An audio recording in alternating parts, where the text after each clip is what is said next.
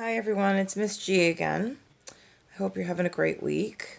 I just wanted to start off with showing you how easy this week's, and actually every week, amount of work that you have to do.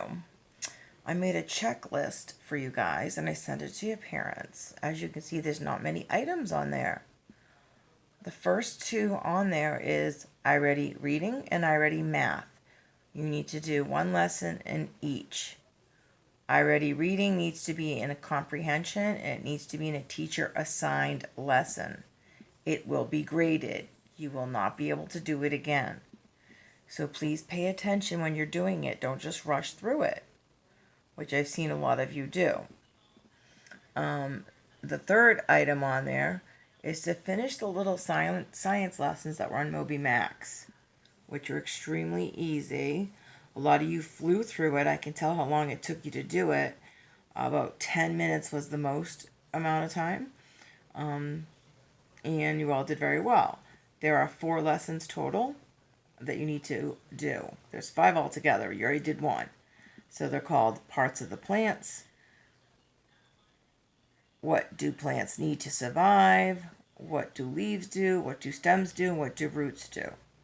And then there's a 3-question quiz on each one of those topics. Then you need to do, which we're going to talk about right now, is finish 11.7 homework. It's limited questions and it should take you about 10 minutes. And then the majority of your week is going to be focused on the Mount Rushmore project I talked to you about. If you throw something together on Sunday, you're not going to get a very good grade. I give you 7 days to do 2 hours of work. So I don't think that's a lot of work to ask for an entire week. And you do this entire page of work, usually do within an hour of class time, let alone an entire week at home. So don't give your parents a hard time. You know you can do it. If you have questions, you can call me.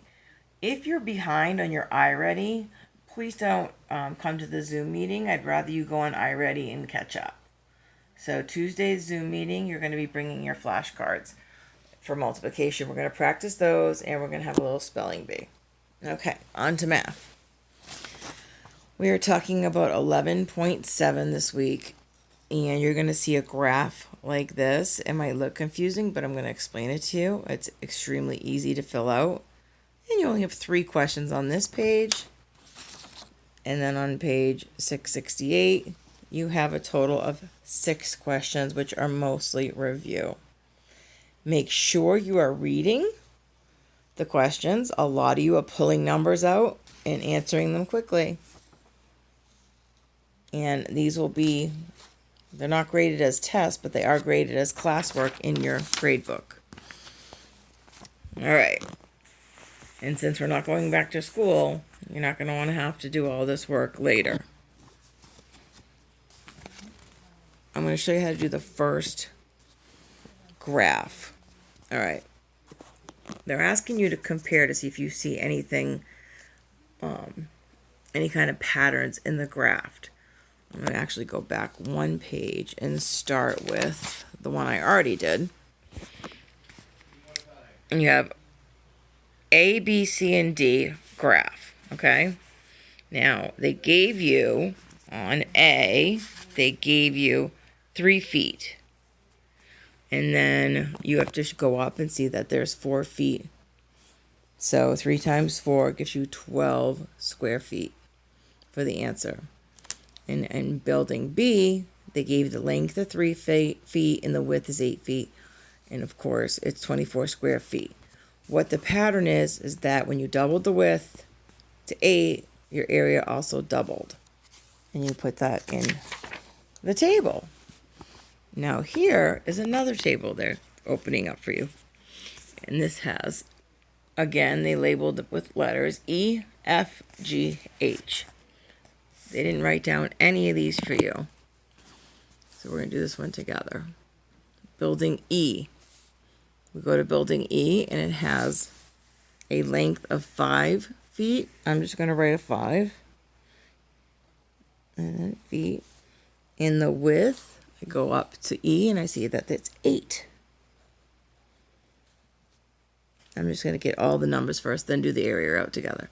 Building F. We go to F up here, and I see that the length on that one is also 5 feet. And the width is 4 feet. Okay, right away, I could see there's a difference in the width, but the lengths are exactly the same. They're both 5 feet. The width is 8 feet and then 4 feet. So I know it's half of this width. 8 feet is this one is half of this one.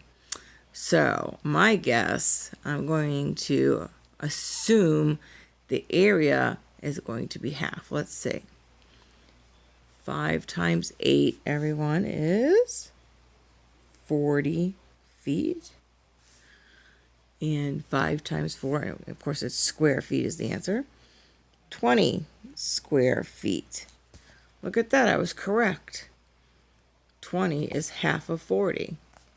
So there's a pattern. I'm not going to do this one because you're going to come up with the same answer.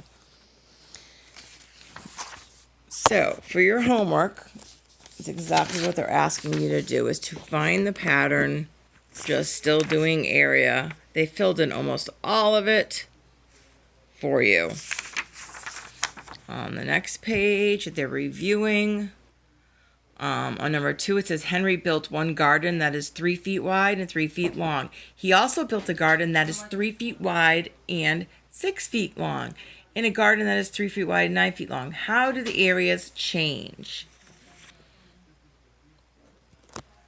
Okay, so you're going to draw a picture. Always draw a picture when you're trying to do word problems, and then it will be so easy. If you have any problems, you can set up a meeting with me. Good luck and have a great week.